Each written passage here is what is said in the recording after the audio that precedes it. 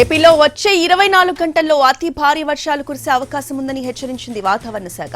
అల్లూరి జిల్లా, తూర్పు గోదావరి, పశ్చిమ గోదావరి, ఏలూరు, ఎన్టీఆర్ జిల్లాలకి రెడ్ అలర్ట్ ని జారీ చేసింది.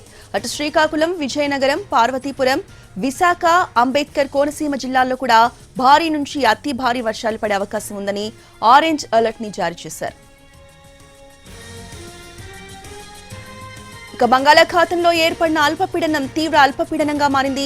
ఉత్తర దిశగా కదులుతూ రాగల 12 గంటల్లో ఉత్తర ఒడిశా, పశ్చిమ బెంగాల్, బంగ్లాదేశ్ తీరాలకు సమీపంలో వాయుగుండంగా మారే అవకాశం ఉంది. ఇక దీని ప్రభావంతో ఉత్తర కోస్తాంధ్ర జిల్లాల్లో ఒక మోస్తారు నుండి భారీ వర్షాలు కురుస్తాయని అంచనా వేసింది వాతావరణ శాఖ.